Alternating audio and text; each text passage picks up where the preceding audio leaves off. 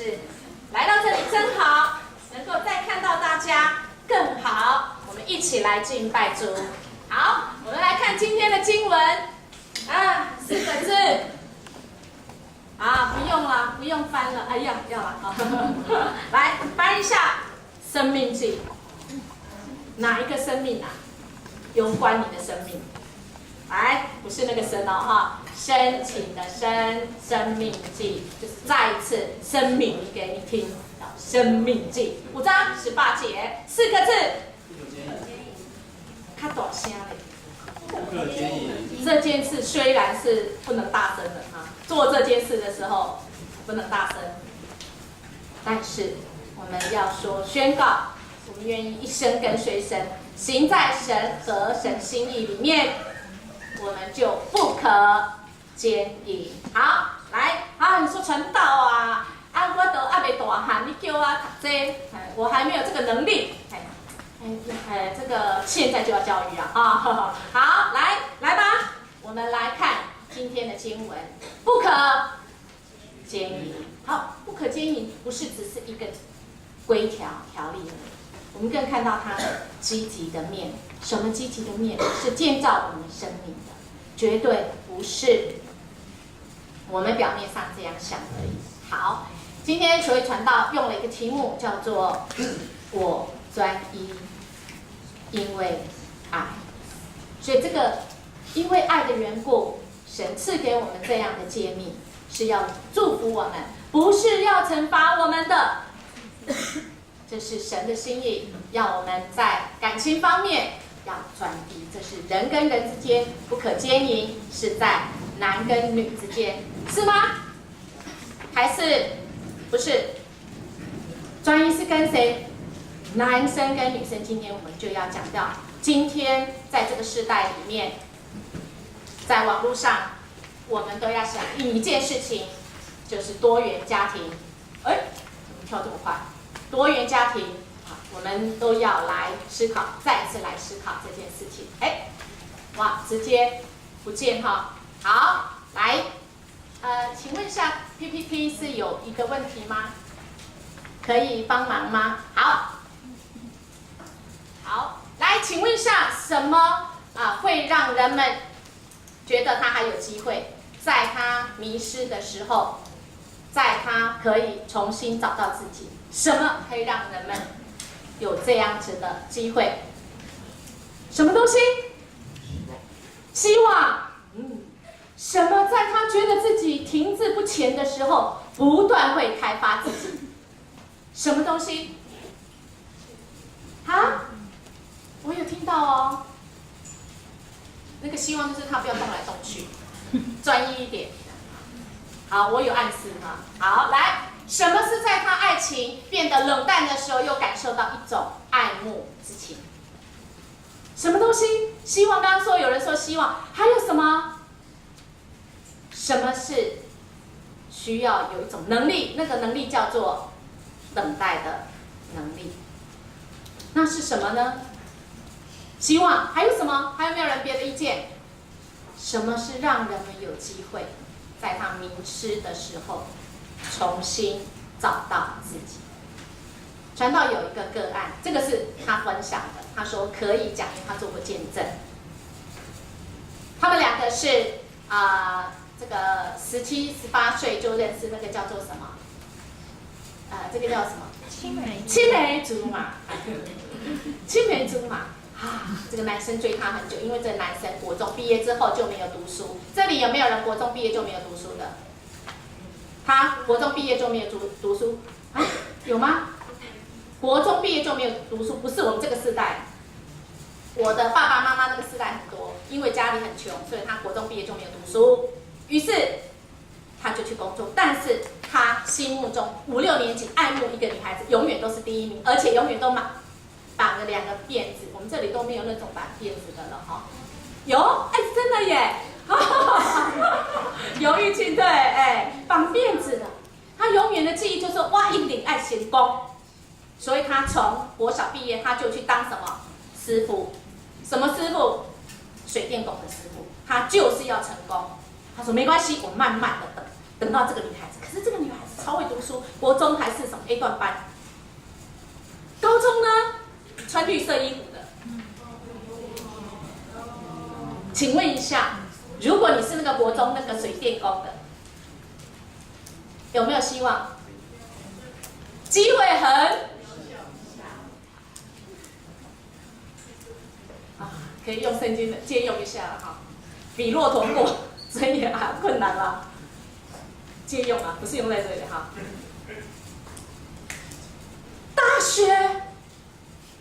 大学哪一间？台大，这里有没有台大的？举手一下。哎有嘞，好，那不好意思举手，但我们已经看这里，非常羡慕的。那机会更渺小。开始传道要讲。什么让人家有机会让他迷失的时候重新找到自己？什么？他从国中毕业，一直努力到28岁，心中只有一个人，没有他，那叫什么？今天题目叫什么？专一。他有人抗议那个时候，专一很困难的哦，真的专一很困难，所以你经历了很多事情，我不便再多说其他。28岁，这个女孩子也是几岁了？28岁，很奇妙的，他们两个终于追到手，结婚了，噔噔噔噔噔噔噔噔。好，结婚以后，在38岁的时候发生一件事情，就是这个男孩子有外遇，这个男孩子有外遇，这个女孩子痛苦到极点。我给你的时阵他家里多反对，你想嘛，膝盖想都知道，对不对？一个国中毕业，虽然他事业有成，28岁他拥有公司，经济非常好，也就是因为他在经济上非常有成就，但是他的太太就是不用再去工作，就是在家相夫教子。可是这个婚姻几年，10年，他就外遇。这个女孩子非常的痛苦，她在哪里找到她的安慰？上帝。她透过上帝的话语，虽然她那时候还没信主，但是她心中有一种盼望。上帝跟她说：“你爱你的先生吗？”她说：“我爱。”虽然世人都觉得她不可爱，但是她决定专一。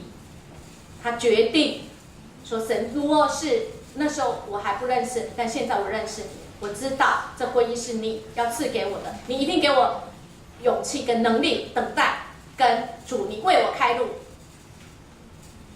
持续开始到这一个。后来怎么样？后来这位先生跟他的小三做了一个3年以后，做了一个决定，要离开这个小三。有没有那么容易？没有那么容易。发生很多的事情，甚至告到法院上。可是这个男孩子在教会里面做了一个见证，什么时候？是他回到这个家庭的时候。那时候他已经几岁了？中年。他说什么？我的太太专一、忠实，让我有机会在迷失的时候重新找到自己。我太太对我的专一，让我停滞不前的时候，不断的开发自己。他太太对他的专一，他的忠实，在他觉得爱情已经冷淡，想跟他离婚，他想其人之福，但是后来他太太不肯，他说我就是等你，忠实专一。感受到一种被深深完全的爱。最后我们知道，专一跟忠实需要什么能力？等待的能力，不容易。如果这个等待当中，如果你没有神的盼望，你根本看不见呢。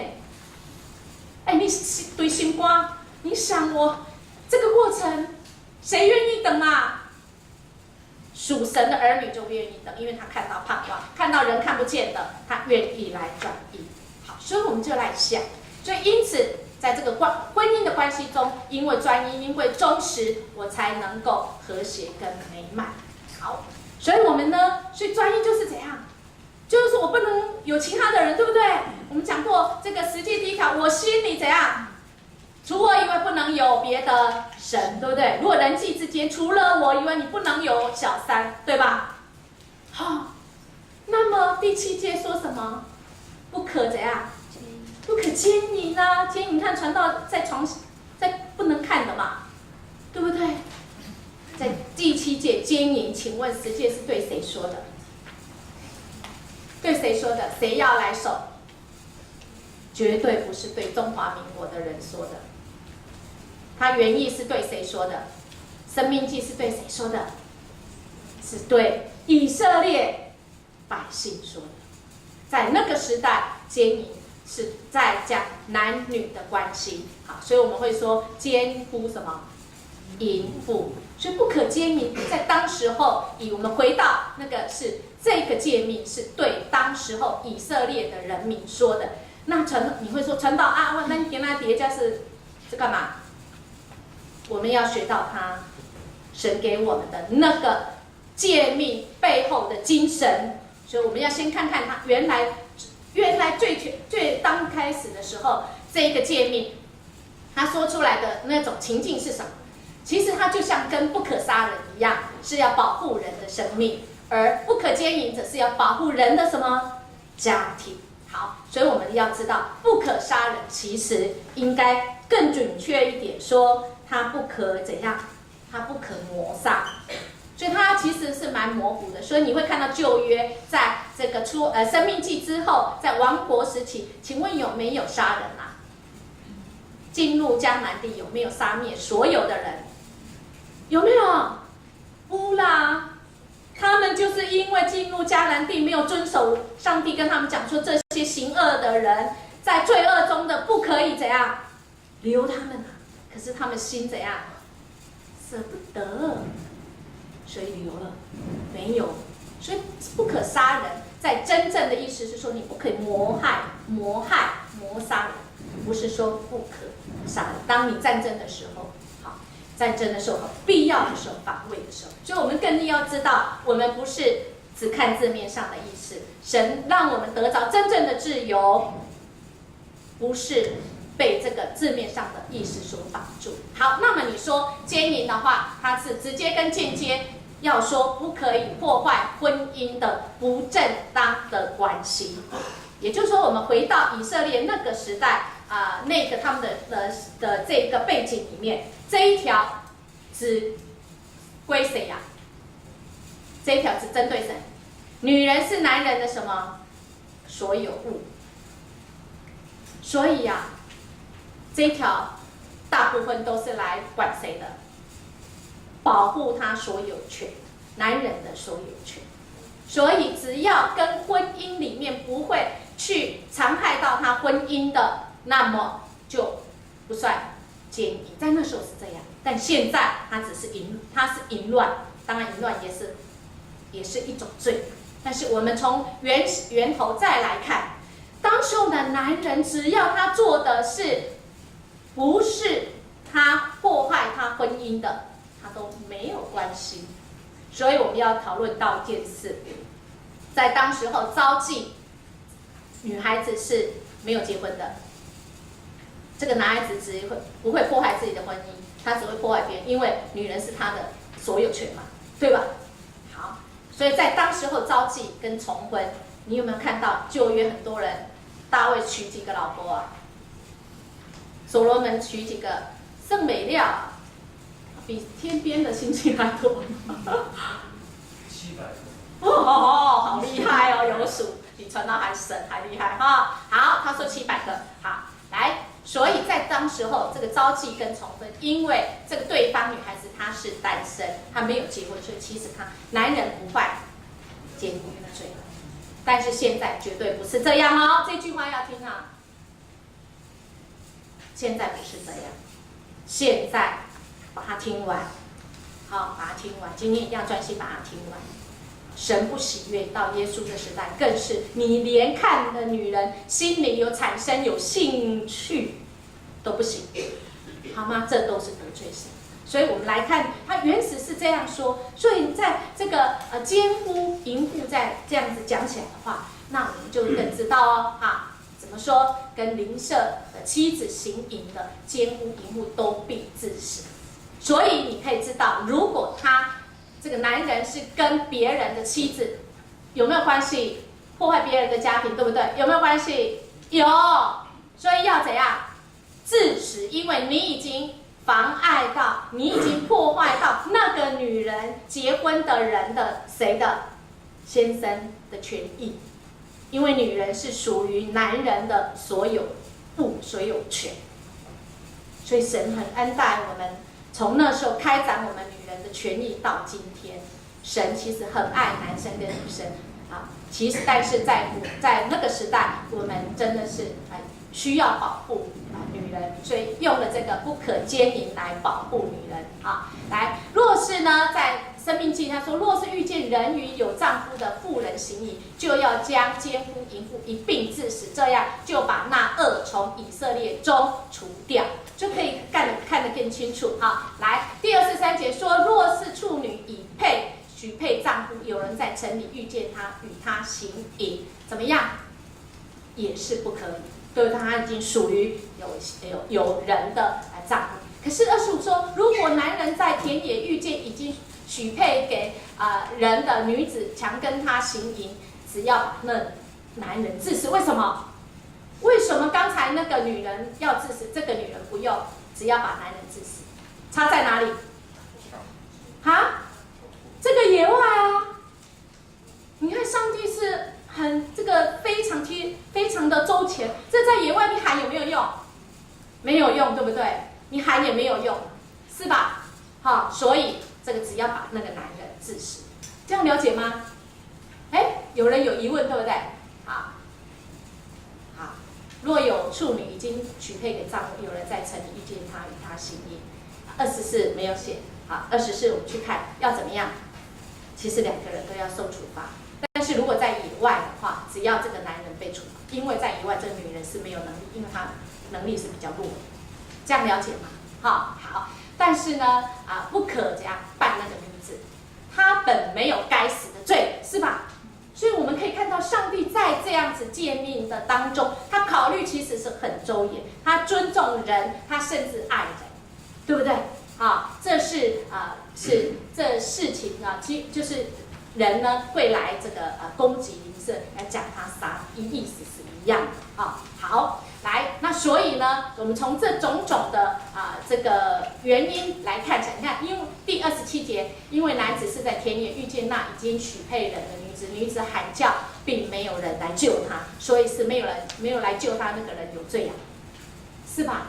所以我们就可以了解在这个所有的这个上帝所给人的这个是非常的有爱，是为了保护人的生命，保护人的所有的权，保护人一定该怎么样做的一个规则。好，那说28说，若是男子遇见没有人许配的处女，抓住他与他行淫，被人看见了，这个男人就怎样？一定要娶她了，而且还不能怎样休掉她，终身不可休她。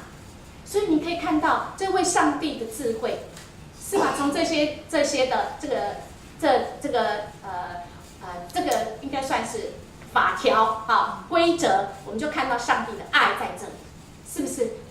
神的爱是很周延的好，来，那最主要是在说这个整个来说。就是不管是奸淫或行淫，其实他最主要是在乎什么？家庭。好，我看到有人皱眉头是觉得很难吗？还是听不下去了？好，很快就要跳过这个原来的意思。我原来意思传道要回到原来意思，就是说神不是要我们死死的守这些字面上的意思，他更重要的是这背后有他的爱，他不是要我们。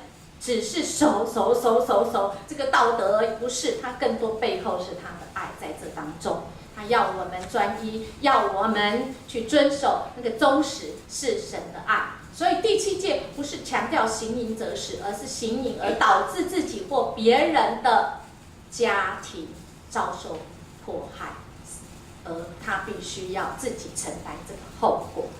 这个后果不是只有那个时候，以色列人他们是家族的，到后来这个犹太人，一个家庭如果夫妇的婚姻失败，不要讲那时候，连现在都一样，整个家庭家族都被破坏，都要尝到那个苦果。所以我们知道奸淫带来的结果，已经不论什么世代，对吧？会怎么样？是违抗上帝，因为上帝的命令本来是怎样？本来是一夫一妻嘛，对吧？是我们自己不知道怎么弄到怎样？从创世纪是一夫一妻的，我们呢这样开始就违抗的上帝的命令，所以上帝的心意是要祝福人啊，然后也是毁坏家庭的。这个我们更知道，一个家庭如果夫妇不信任因为这个有跟这个奸淫的事情，那不信任，那这个家庭就没有办法再走下去。好，那再来它会破坏什么？它就是玷污了他的婚姻。一个婚姻就像彼此是一个彼此只能彼此最深，这个婚姻里面两性当中最深也是最专一的。如果你有介入别人，你就等于把你的婚姻给弄脏了，更甚至你是否定掉这个爱。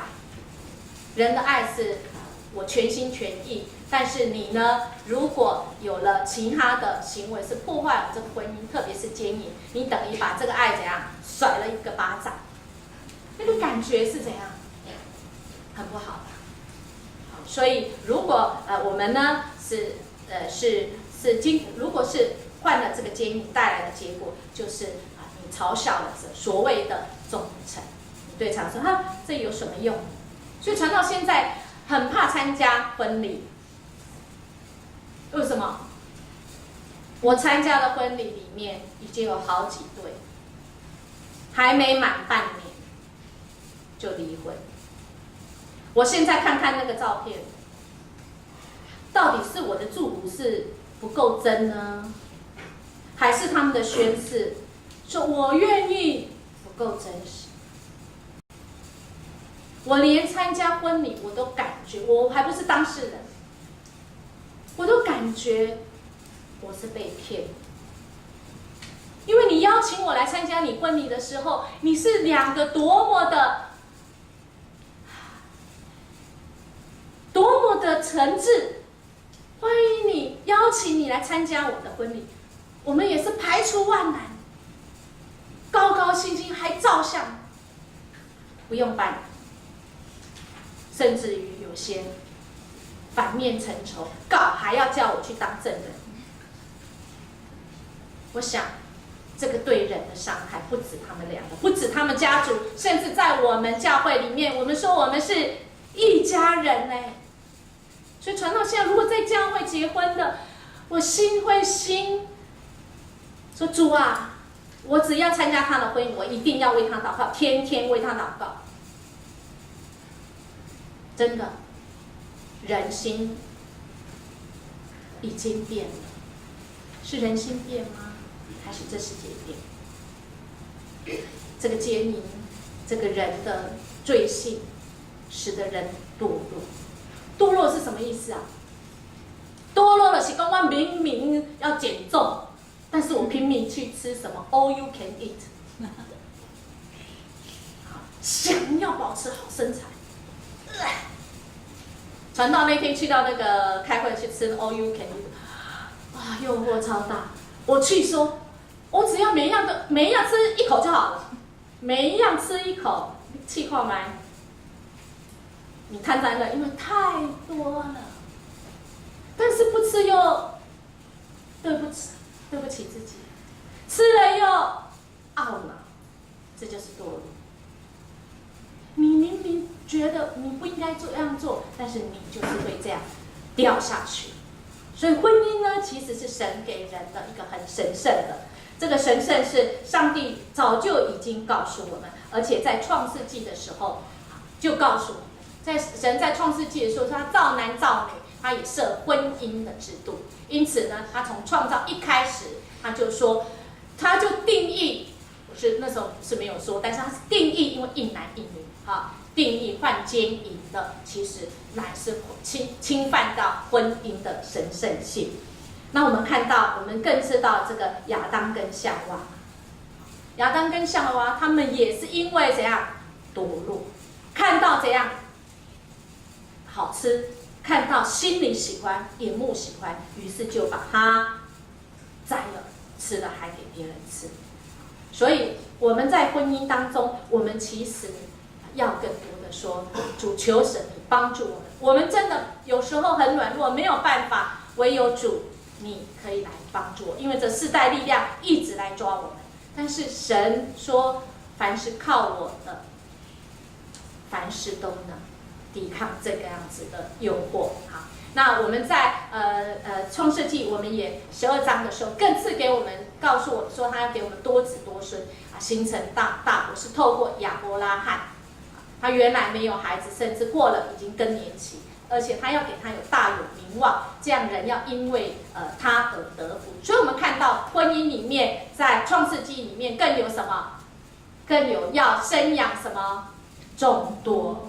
传道这样子讲，就是说婚姻里面神的心意，如果是神的心意，不是人为的，我们真的是要有他赐给我们产业。如果他没有赐给我们产业，怎么样？可能是神的心意，或者是我们需要求神来带领。好，所以我们看到在他们遇到很多的事情，在亚伯拉罕他遇到一个什么试探？他生命中，他婚姻中可能会得罪神。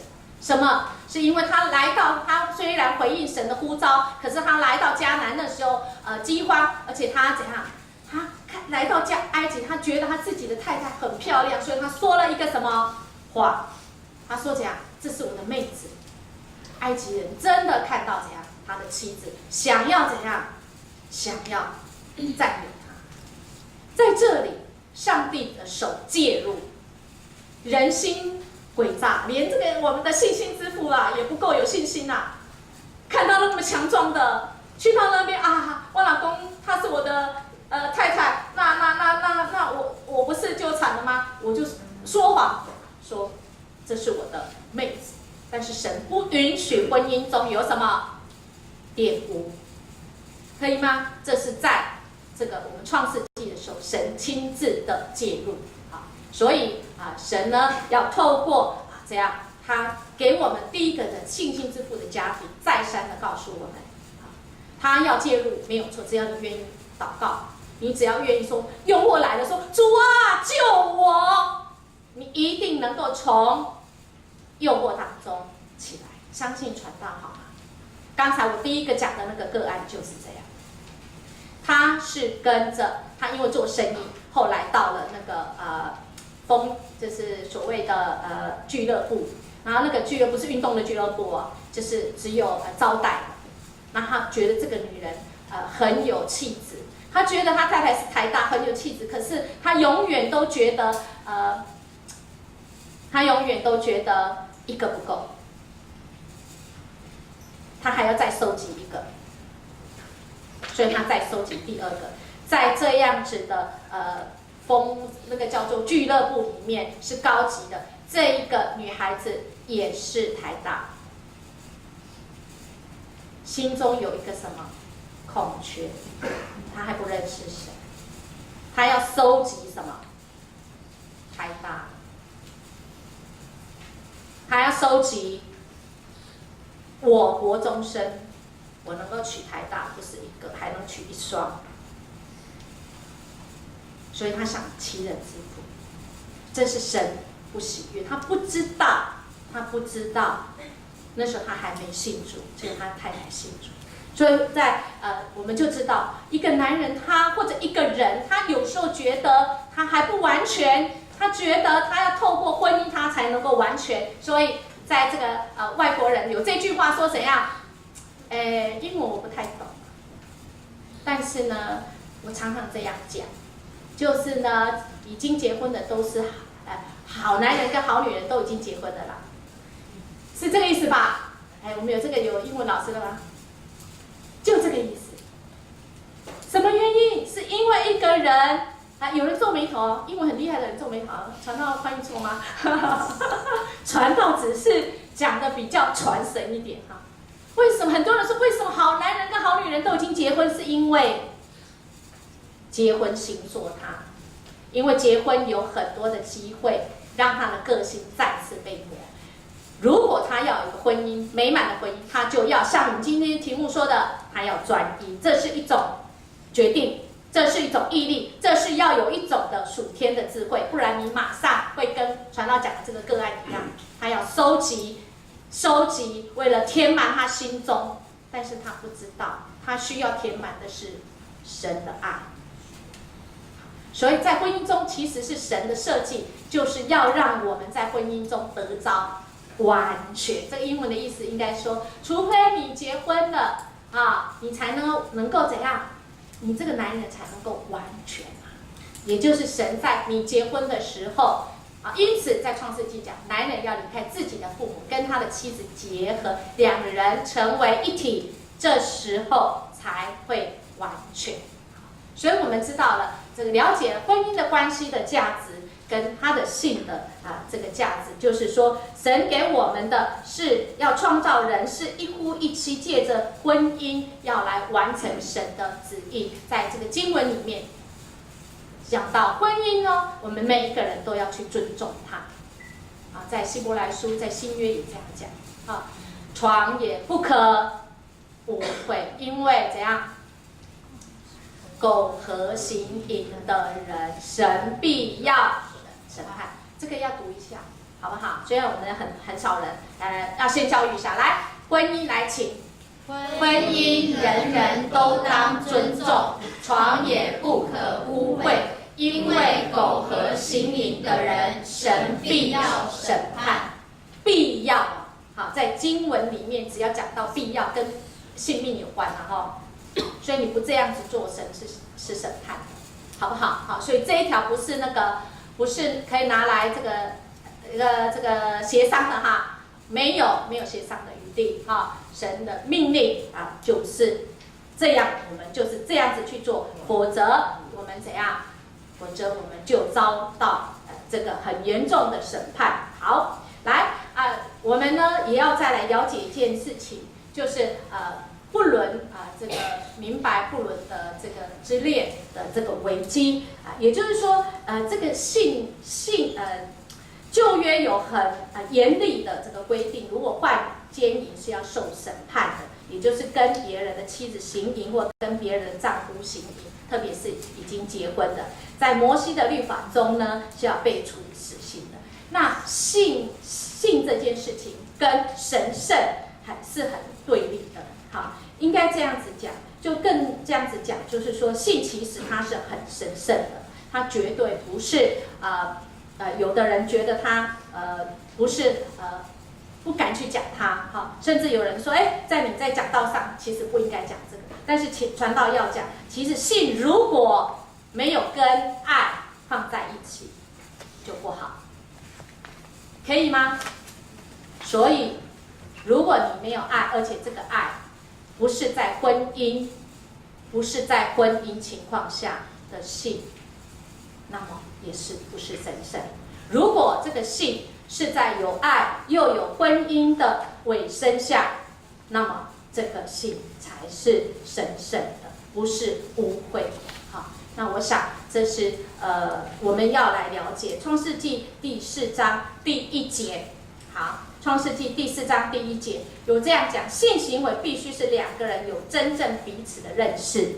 好，那两个人肉体结合是神圣的一部分。如果我们没有这种认识，那我们彼此就会疏远。我们来翻一下，你们有没有圣经第4章第1节好吗？有没有人有手机啊？你们有没有？刚刚应该要哈，第4章第1节。亚当跟他妻子夏娃同房，他就怀孕，生一个儿子。他说：“由于上主的帮助，我得了一个儿子。”他就给他取名叫该隐。好，同房在这里原文的名字的意思就是认识，认识。所以我认识你，在圣经当中，我们认识神，我们就是有这种很亲密的关系。认识在原文里面就是类似像两人合一。所以在圣经中你会发现，上帝用夫妇的关系、心腹的关系，用忠实来形容他跟他的子民的关系。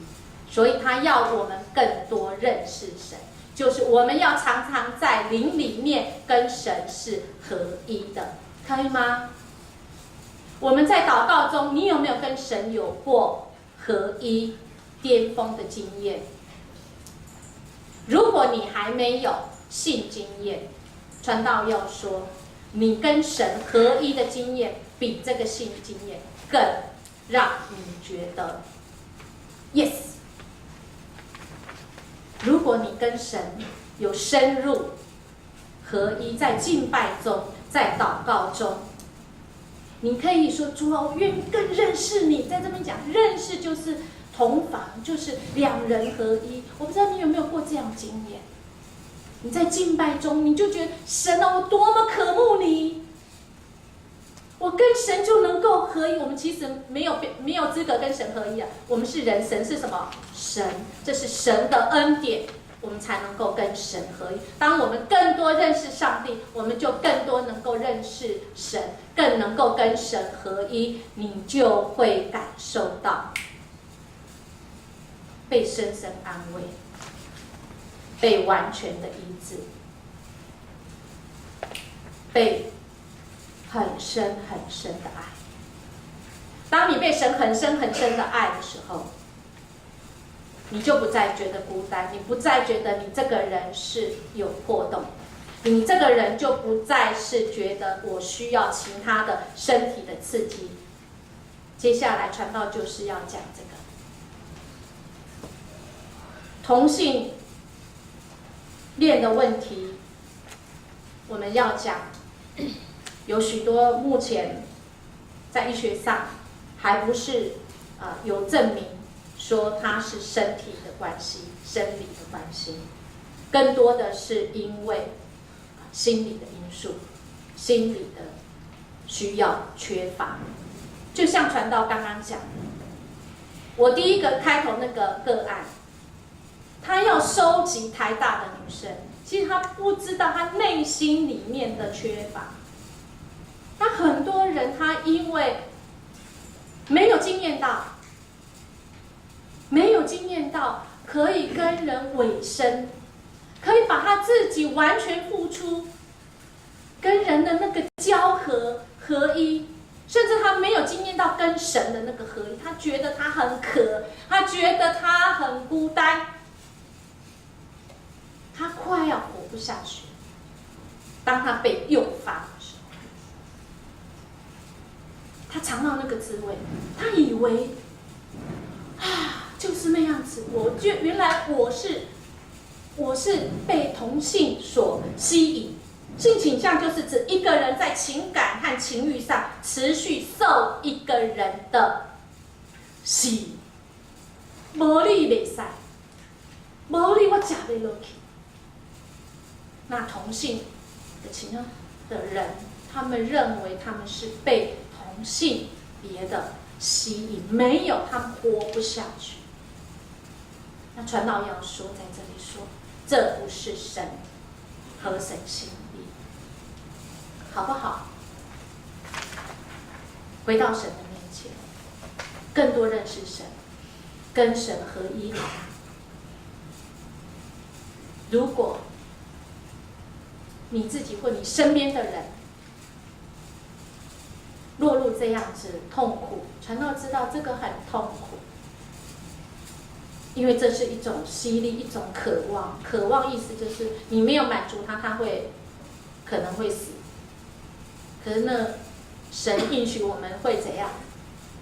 我们死了，我们要随着，我们只要相信他，我们要随着他复活的，好不好？如果我们真的有这样子困扰，有这样需要，有这样被这股力量牵着走，或者是致命的，让你觉得没有这个我活不下去，致命的这个吸引力，好不好？找传道，传道带领你跟神相遇，认识神，跟神合一，真的，你可以从神那里得着真正的满足，你不再孤单，你不再饥渴，你不再对别的罪恶中的事情有兴趣，你乃是只有追随神。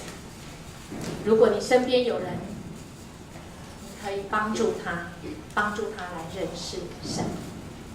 所以我要说，同性恋如果有这样的性行为是神不喜悦的，我们要来帮助他。神也应许我们，今天我们的经文一直读，从以西结说，我们若是怎样转身归向神，认自己的罪，神要怎样救我们，而且给我们什么新的心、新的灵、新的过去就过去。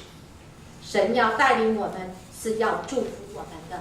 好，那所以呢，我们在我们的生活中，以后你们开始有男女的交往的时候，我们更要知道神在我们男生跟女生当中，我们的角色不要混乱。神呢，有他的心意，特别在家庭中，神更是要我们这样以男人为我们家庭的头，我们是尊荣我们的先生。好，你知道吗？我这个个案，我非常喜欢他。如果有机会，他来我们当中，他是台大，他先生是国中，他先生又怎样？曾经外遇，可是当他接纳他回来的时候，这是一个旅程，没有错。这是旅程的意思，就是很久，不是马上。可是他愿意怎样？尊荣他的先生。尊荣什么意思？他本来不配，是吧？但是他因为神的爱充满他，他愿意说主，我自己做不到。世界真的谁做得到？没有人。我们没有那个意志。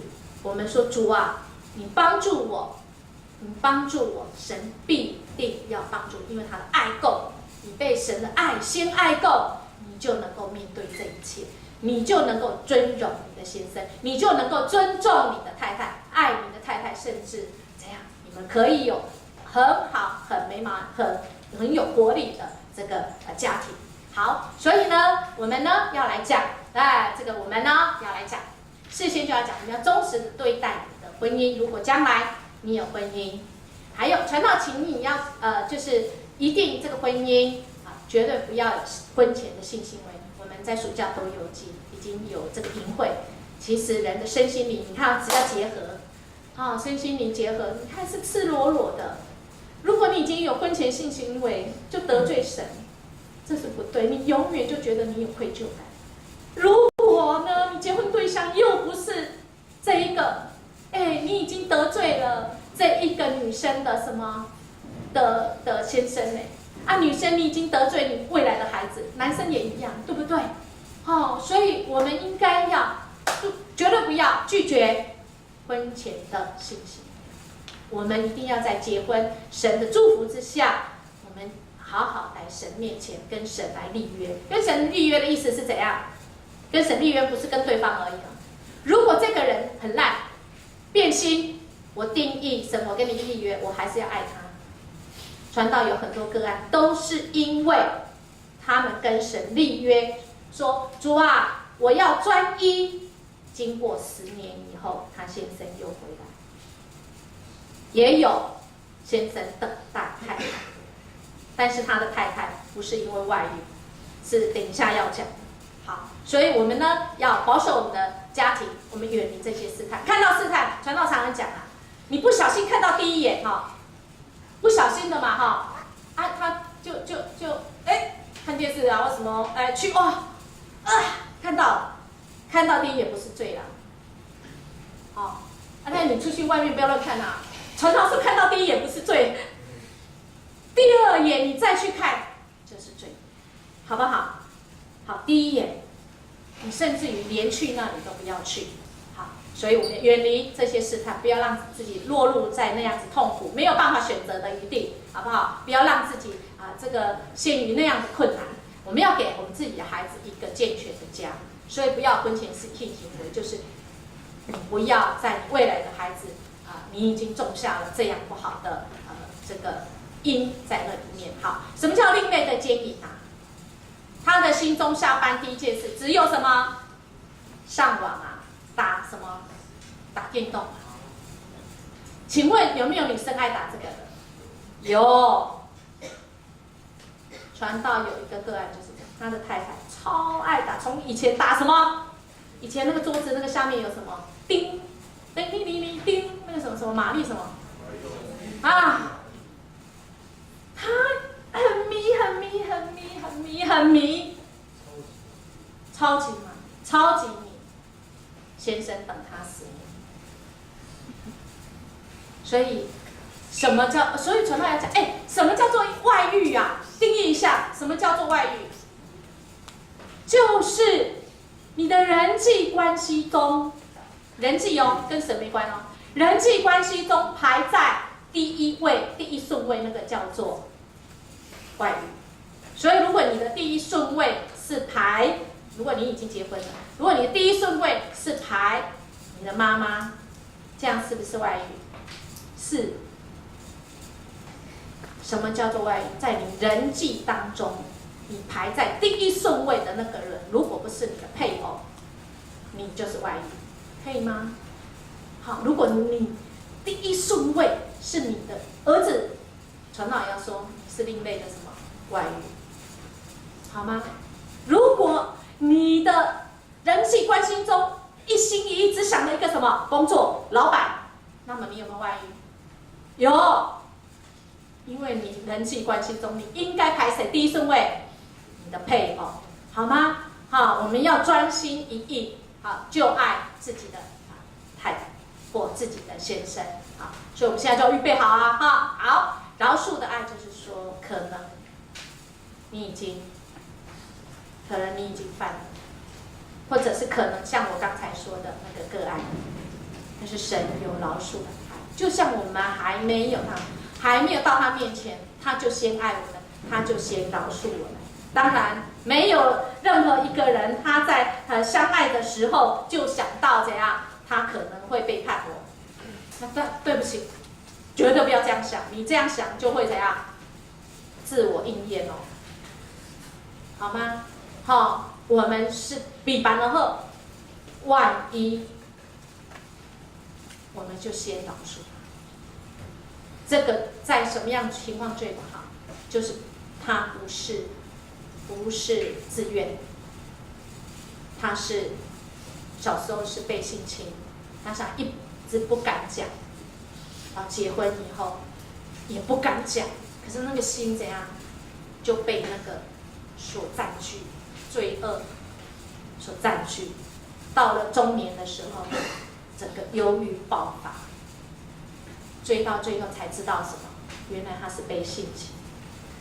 那我想，如果你有这样的情况，到上帝面前好不好？上帝那里有爱，让上帝爱得够，一次爱得够好吗？你被神爱够，你就有能力，你就不再是破口，你不再是那个破碎的心。神要给你一个新的心，新的灵能。你看我们今天多配呀！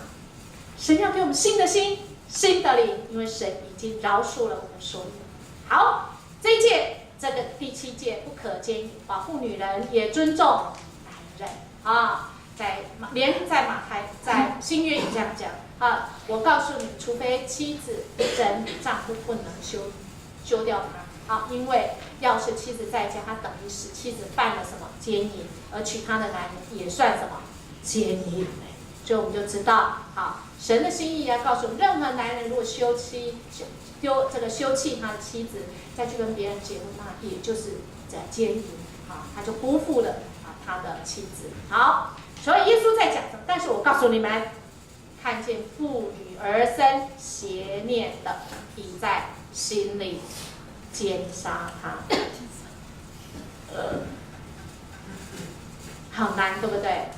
真的好难，尤其现在网络一打开，我们都被强迫推销看这些，强迫被犯罪去犯罪，但我们没有借口的，我们赶快到神的面前。传道有讲，第一眼不算你的账，第二眼你心在想拍谁，你就要承担你自己所决定的，神必定要向你来追讨。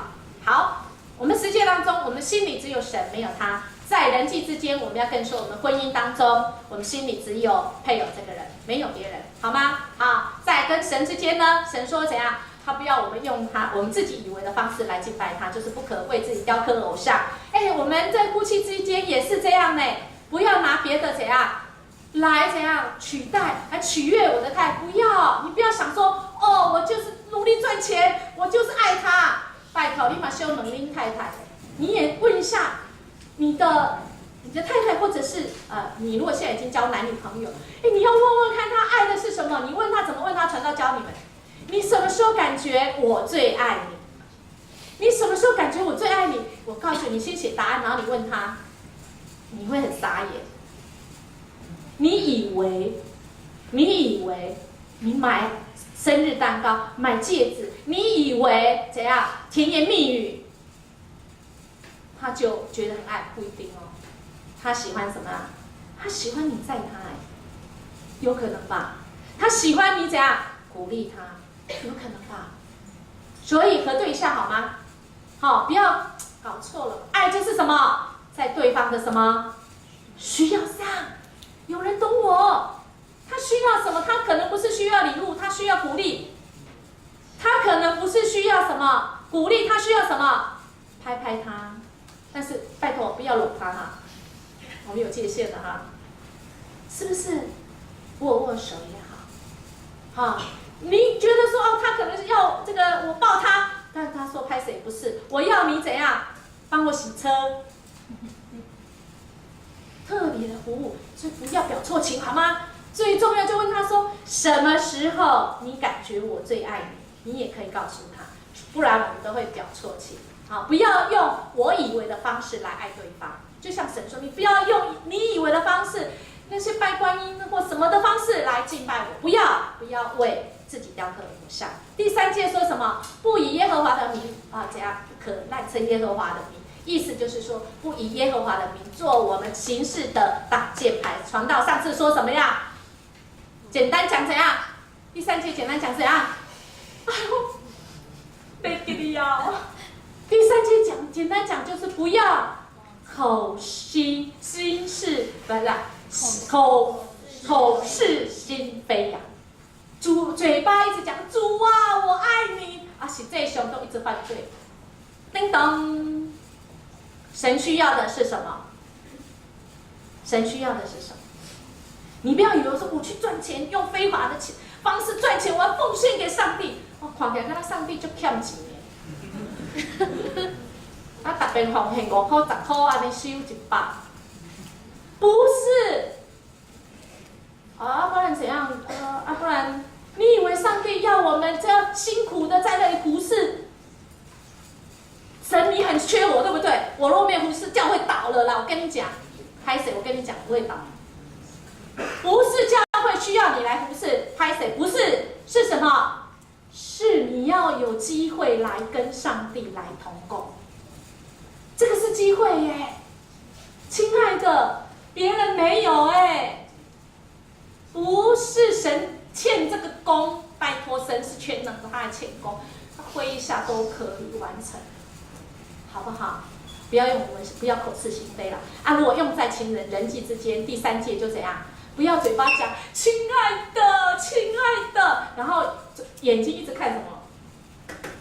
亲爱的，他的手机一直滑，不然就是一直看报纸，不专心吗？口是心非，好不好？神用他跟人的关系来形容什么？他也用人跟人的这个婚姻的关系，不可奸淫。他用很多，今天以西结也在讲不可用怎样，用行淫来形容人怎样不忠于神。也就是我们的心里只有神，没有别的神。我们如果婚姻关系，我们心里只有上帝赐给我们的这一位。愿神来帮助我们，不容易，真的不容易。如果你有困难，来找传道，好不好？我们一起来祷告。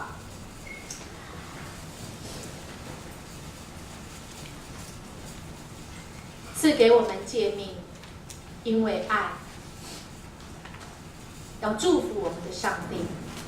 我们听到这些，感觉沉重，但是我们也感受到，主啊，我们若是做不到的时候，主你说我们喊主啊，你救我，你必拯救我们到底。